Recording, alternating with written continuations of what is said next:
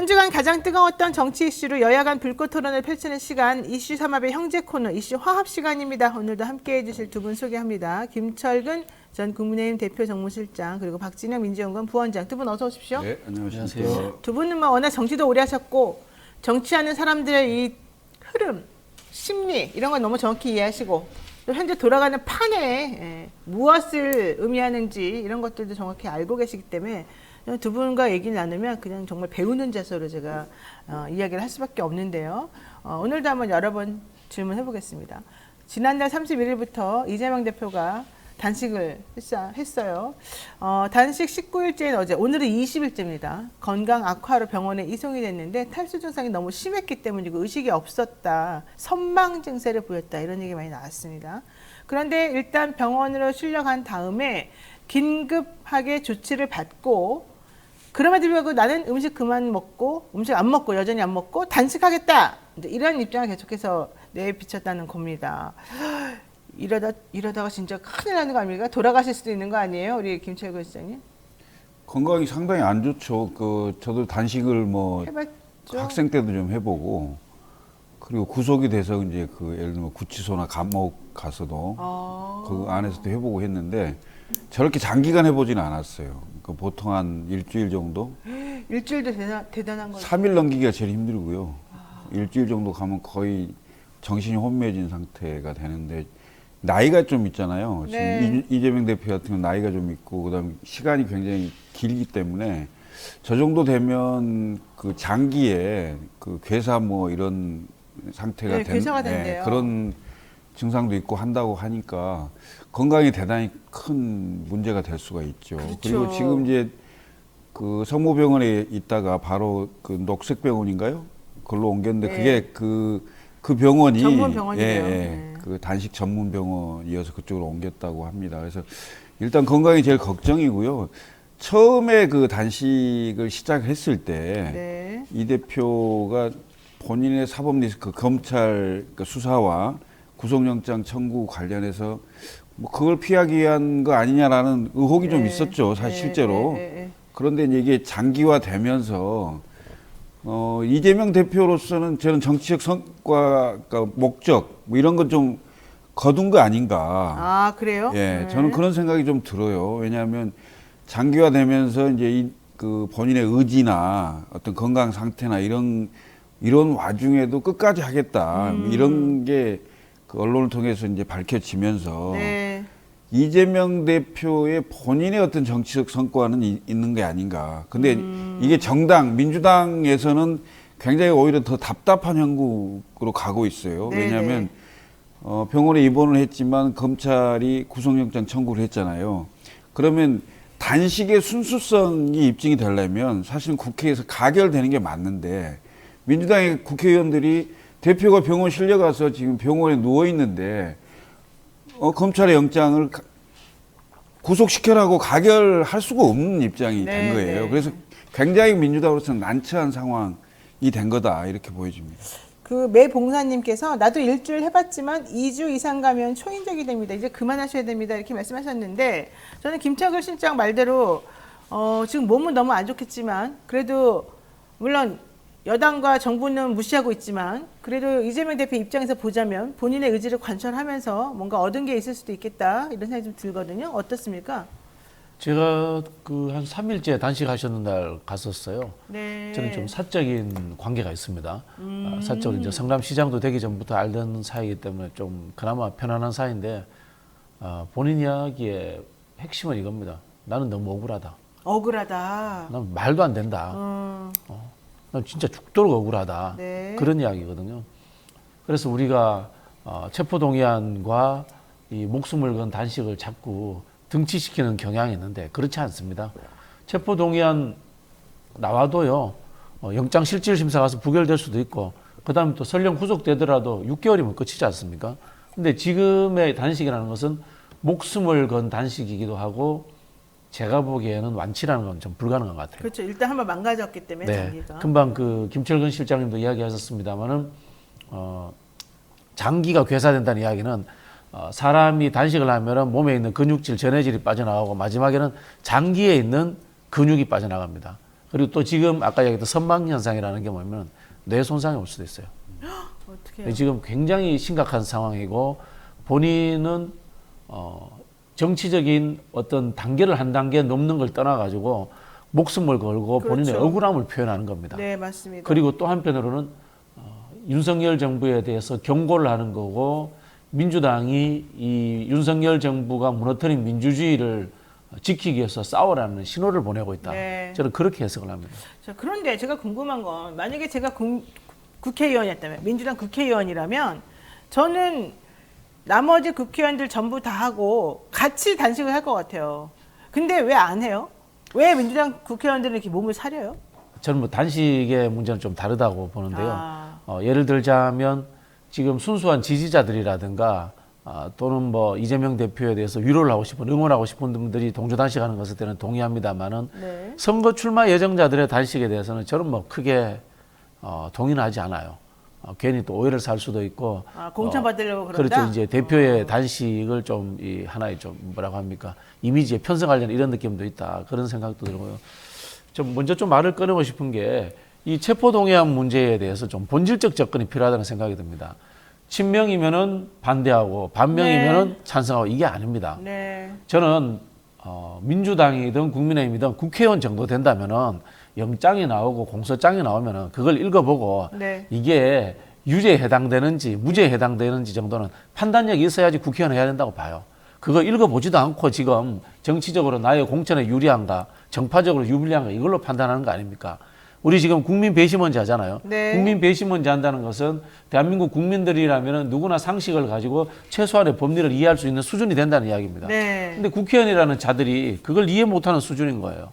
지금 나온 세 가지 혐의 자체가 말이 안 되는 거거든요. 증거도 없고 법리 논정에도 맞지 않은 건데 그건 들여다보지도 않고 정치적으로 판단하는 것 자체가 저는 대한민국 국회 수준의 문제다. 그런 생각합니다. 자, 우리 김창근 실장님한테 이거 여쭤보겠습니다. 국민의힘에서 이 대표 병원으로 이송되기 전까지는 사실 다 비아냥거리고 조롱하고 막 앞에서 회도 먹겠다고 그러고 물론 뭐 불발됐지만 그런 식으로 해서 사람들을 좀 놀라게 만들었는데 이번에는 빠른 쾌유를 빈다 이런 얘기를 했습니다. 다만 많은 민폐를 끼쳤지만 빠른 쾌유를 기원한다 이런 말에서 또 말의 가시가 좀 있었어요.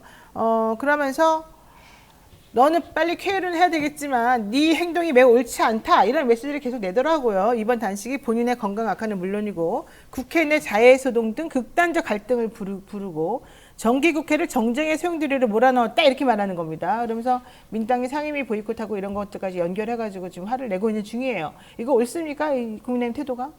누가 야당인지 모르겠어요. 그러니까요.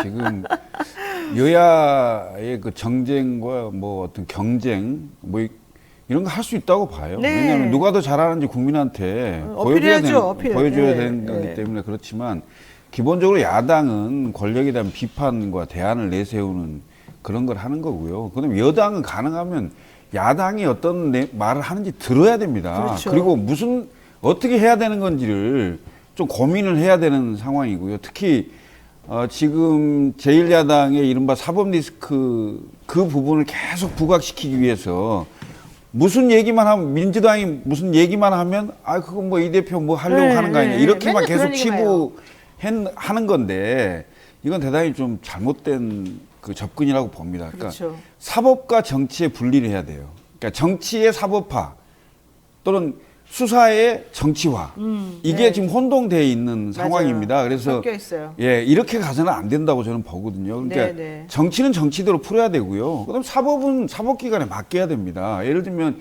이재명 대표가 검찰의 수사를 받고 재판을 해야 된다는 건 그건 검찰과 그 법원이 해야 될 일이고요. 네. 제1야당 대표와 여야의 대표 회담이라든지 또는 제1야당 대표를 포함해서 대통령이 주요 정치인들 만나서 의견을 드려야 되는 문제는 별도로 분리를 해서 이런 정치적 행위를 해야 되는 건데 네.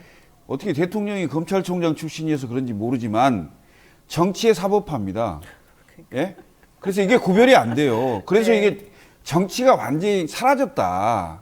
대한민국 정치가 지금 여야가 없이 사라졌어요. 맞아요. 네. 아니 제1야당 대표가 어찌됐건 무슨 이유이든 간에 20일간 단식을 했어요. 그러면 당연히 본청 안에서 했을 거 아닙니까? 네. 그럼 찾아가서 왜 그러냐 얘기도 들어보고 네. 빨리 푸시라. 협치를 하자. 풀 수 있는 방법은 뭔지. 네. 이런 게 정치입니다. 근데 마치 가서 거기에 가서 그런 얘기를 듣고 사진 한 장이 찍히면 네. 이재명 대표의 사법 리스크를 뭔가 옹호해 준 듯한 네. 이런 이미지로 생각을 한다는 거지. 이건 정치가 아니에요. 그렇습니다. 이렇게 생각하는 것 자체가 난 대단히 잘못됐다고 보는 겁니다. 정말 그런데 근데 어쨌든 여당에서는 아무도 안 갑니까? 병원도 가야 되고 가서 조금 본인들이 그래도 건강이 중요합니다. 이러면서 이걸 해줘야 되는 거 아닙니까? 저는 당연히 가야 된다고 근데 생각합니다. 왜 안 왜냐하면 가죠? 네. 여당 대표도 가야 되고요. 원내대표도 네. 가야 되고요. 네. 그다음에 대통령실에 기본적으로 정무수석 정도로 움직여야 되는 거 아니겠어요? 그러니까요. 그게 정치를 떠나서 기본적인 인간의 도리입니다. 네. 예?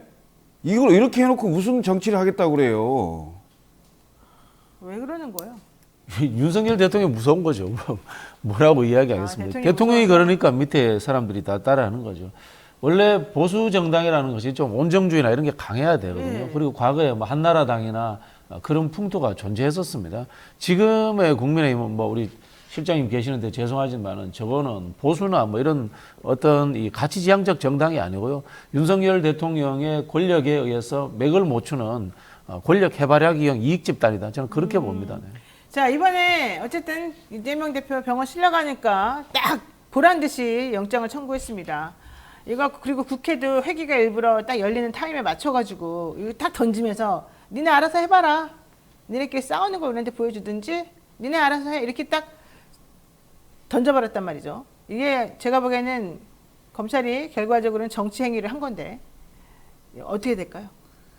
일단 국회로 이제 체포동의안이 넘어오잖아요. 그러면 최초로 열리는 본회의에 보고를 하게 돼 있고 네. 보고를 하고 24시간 이후 72시간 이내에 표결을 하게 돼 있잖아요. 그렇죠. 예, 그러면 지금 20일 날 본회의가 있고 21일 날 본회의가 있고 25일 날 본회의가 있어요. 네. 그러면 결국 20날 보고를 하고 21일 날 처리할 가능성이 높고요. 뭐 안 그러면 또 21일 날 보고하고 25일 날 처리하는 뭐 이런 안이 상정이 돼 있는데 대체로 21일 안이 유력합니다. 빨리 처리하겠다는 건데 만약 그게 본회의에서 이제 가결이 되면 추석 전에 실질 심사를 받는 상황이 그 되겠죠. 모양새를 사실은 예. 하고 싶은 거죠. 이제 그렇게 하려고 하겠죠. 그런데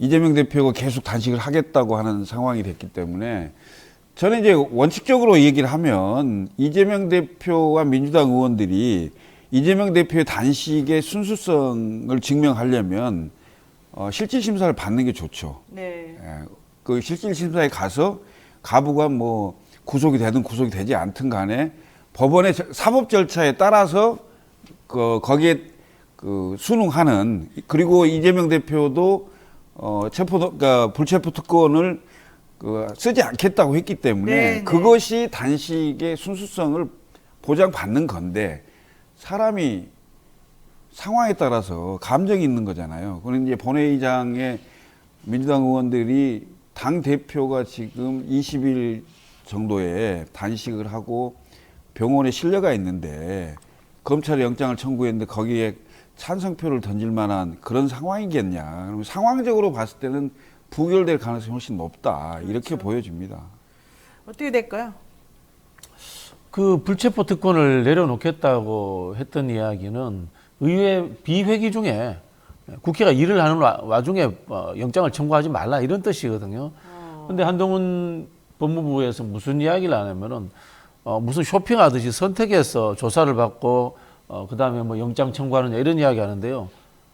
그 새빨간 거짓말입니다. 저도 최근에 조사 받았거든요. 네, 조사 받았어요? 저도 최근에 자주 조사 받고 하는데요. 그거 다 피의자하고 다 시간 조정 다 하는 세상입니다. 요즘. 당연히 다 해야죠. 원래 해요. 다 조정하는 세상입니다. 근데 한동훈 장관 거짓말합니다. 거짓말하고 있고요. 네. 그리고 아까도 말씀하시겠지만은 최은순 씨 또 병보석 신청했습니다. 네, 맞아요. 사람의 그 현재 건강 상태라든가 이런 것들에 대해서 조정을 할 수 있도록 되어 있습니다. 제가 말했잖아요, 초창기에. 그렇죠. 집행 그리고 정지된다니까요, 원래는. 하는 말로 그 검찰을 인권의 보루라고 하지 않습니까? 네. 이건 인권의 보루가 아니라 지금 인권을 어기는 폐륜의 지금 천병 역할을 하고 있는 겁니다. 우리가 지금 국민들이 법률적인 것들을 잘 모른다고 그 지금 법 기술을 부려가지고 국민들을 조롱하고 있는 거예요. 네. 지금 어떤 분이 댓글에 죄가 없으면은 법원에 출두하여 무죄를 증명하라 그러는데요. 죄가 없는 상황에서 법원에 한번 출두해 보세요. 변호사 산다고 돈 나가고요. 일상생활 다 뭉개지고요. 주변으로부터 범죄자 취급받고요. 인생 자체가 바탄납니다. 모르고 그런 말씀 하지 마세요, 제발. 그러니까 국민정서법이라는 게 있어요. 네. 국민정서법. 그러니까 네. 지금 검찰이 그 영장 청구하는 게 상당히 원칙론적인 입장인 거고, 그다음에 이재명 대표가 어찌됐건 그 단식을 20일 이상 하고 병원에 이제 실려간 상황인데 이런 네. 상황에 거의 맞춰서 화면에 나오고 있죠. 예, 아침 새벽 6시에 이제 그 119로 병원을 실려갔는데 8시인가 9시에 네. 2시간 만에. 영장을 청구한 거 아닙니까? 네. 이것을 과연 그 제가 보기에는 이제 진영별로 나눠서 있는 분들의 입장에서는 각각이 주장을 할 거고 결국 한 30-40% 정도 되는 중도층이 이른바 국민정서법에 따라서 어떻게 판단할 것인가 이게 여론에 굉장히 큰 그 영향을 미칠 건데 제가 보기에는 검찰이 좀 과도했다. 네. 그다음에 검찰이 너무 원칙론적에 입각해서 그 추석 전에 마무리하려고 하는 이런 지점에 대한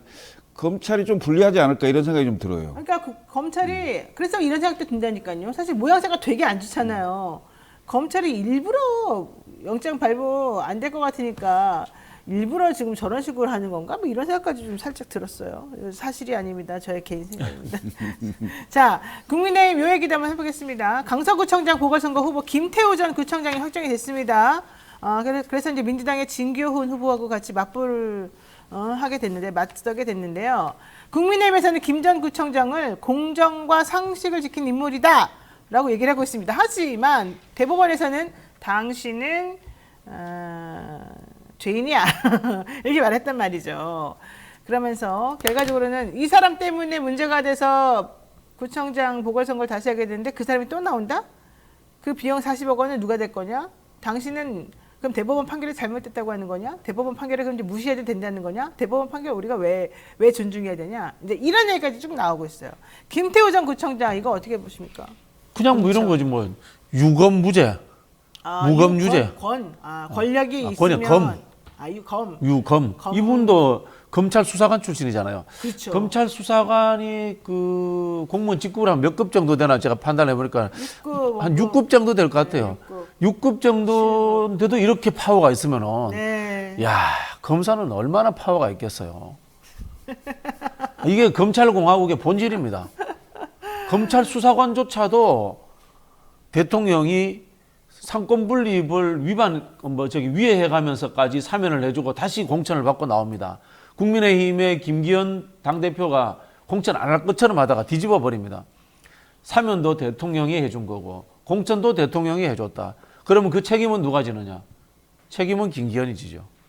저는 뭐 그런 흐름으로 갈 거라고 봅니다. 김기현이 지는 거 맞아요? 김기현 대표가 원래 우리 총선 이거 먹고 선거는 내가 치르는 거다라고 대통령이 말했는데. 그러니까 이제 책임을 지고 보궐선거 끝나고 나면은 저는 김기현 대표에 대한 공격이 나올 거라고 봐요. 그래서 오히려 그 여권 내에서 한편으로 보면은 찐윤에서도 김기현 네. 대표를 흔들 것이고 네. 반윤에서도 김기현 대표를 흔들 것이고 물론 뭐 목적은 다르겠죠. 네. 그런 상황으로 흘러갈 거라고 봅니다. 자, 김태우 전 구청장 국민의힘 후보로 확정이 되면서 이제 막이 올랐습니다. 윤석열 대통령 그동안 계속 주장해왔죠. 이거 선거는 내가 치르는 거다. 지난 9월 14일 연합뉴스의 보도에 따르면 국민의힘 측에서 공천 명단 좀 보내주세요. 그랬더니 윤석열이 얼마든지 보내주겠습니다. 이랬다고 지금 말이 나왔어요. 물론 그 이후에는 대통령실이나 이런 쪽에서 우리 그런 거 없다 뭐 이렇게 말을 했다지만 이제 제가 그때 확인했던 바로는 그랬어요. 근데 중요한 건 현재 용산이나 대통령 측근으로 알려진 사람 중에서 한 30명 정도가 지금 나오겠다고 벌써 줄 서가지고 있다는 얘기예요. 어느 지역구 이렇게 딱 찍었고 얘는 어디 나오고 얘는 언제 그만두고 얘는 사표 언제 쓰고 이게 다 정리가 됐다는 얘기예요. 아시죠? 나도 알고 다 알아요 우리가. 자, 대통령 인사들의 대규모 출마 정말 현실화 되고 대통령의 윤심의 마음으로 공천이 다 이루어지는 겁니까? 대부분 그랬잖아요. 이게 윤석열 대통령뿐이 아니고 이전에 문재인 대통령 때도 그랬고 박근혜 대통령 때도 그랬고 대통령 권력을 가지고 있는 사람이 총선 때나 지방선거 때 되면 자기하고 가까운 핵심 측근들을 전부 공직에 진출시키고 또 공천에 영향을 주려고 하고 또 그게 그 당무 개입이라고 결국은 박근혜 대통령 때는 국정농단 사건 때 징역 2년이 나왔잖아요. 네. 근데 그게 그런 조사나 수사가 안 되었을 뿐 알게 모르게 대부분 다 그렇게 됐을 건데 그러니까 이 기사는 제가 보기에는 오보일 가능성이 높은 게 뭐냐면 아, 오버예요? 당에서 30명의 명단을 주고 그 차출해달라 이렇게 했다는 것은 그건 그 앞뒤가 안 맞는 거예요.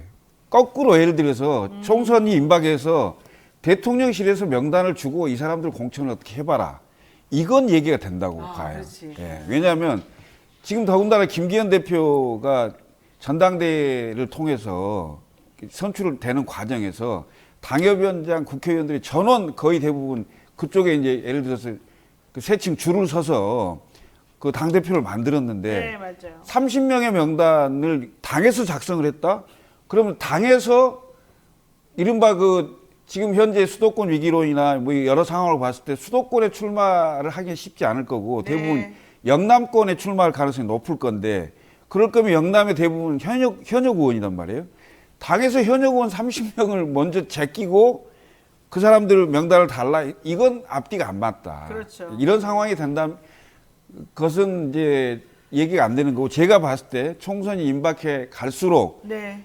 대통령실이나 대통령의 측근들이 네. 대통령을 팔거나 또는 호가호위해서 당에 이렇게 이런저런 명단들이 들어올 가능성은 높다 이렇게 보여집니다. 파란나무님께서 네.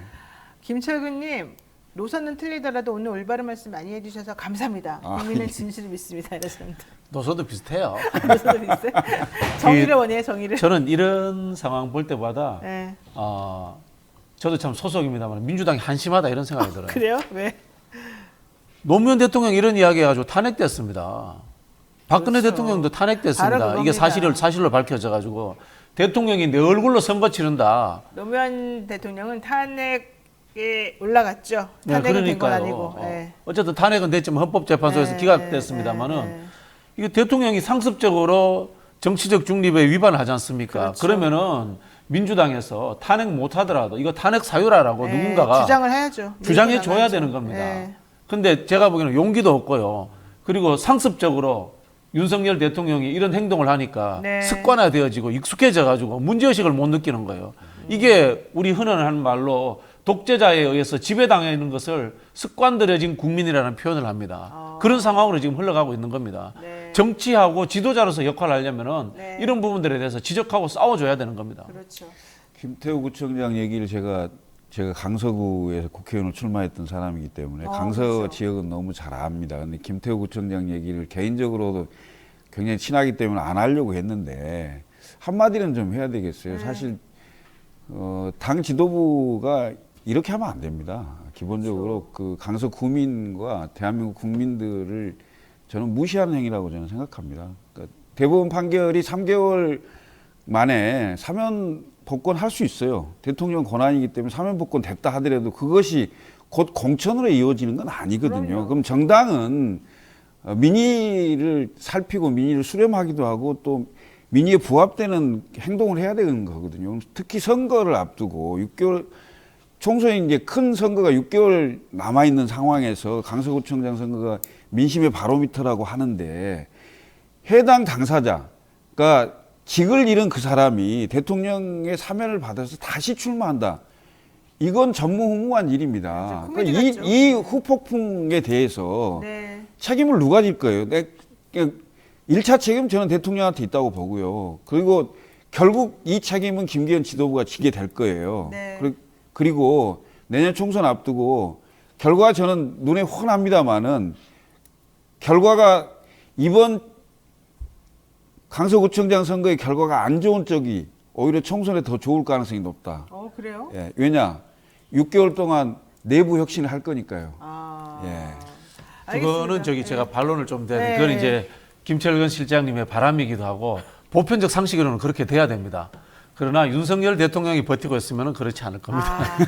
알겠습니다. 자, 시간이 다 돼서 사실 안 여쭤봐야 되는데 하나만 너무 궁금해서 여쭤볼게요. 이거 30초씩만 대답하세요. 윤석열 대통령이 2차 개각하지 않습니까? 국방부, 문체부, 여가부, 뭐 이균영 대법원장 후보자까지. 이분들 이거 어떻습니까? 본질은 네. 이정석 장관을 빨리 잘라가지고 국방부 장관을 잘라가지고 네. 해병대 수사 관련되는 꼬리 자르기를 하고 싶었던 거예요. 네. 그러다 보니까 혼자 하면은 그게 증거처럼 눈에 보일 것 같으니까 네. 뜬금없는 문체부하고 여가부를 포함시켰다. 저는 그렇게 보고요. 그래서 여가부 장관이라든가 문체부 장관 지명자로 된 사람들은 뜬금없이 땡 잡았다. 그런 상황으로 봅니다. 신원식 근데 후보자는 너무 말이 심하고 이상하지 않았습니까? 뭐 어차피 뭐 대통령 하고 싶은 대로 하는 거에 따라만 해주면 되는데 무슨 의미가 있겠습니까? 네.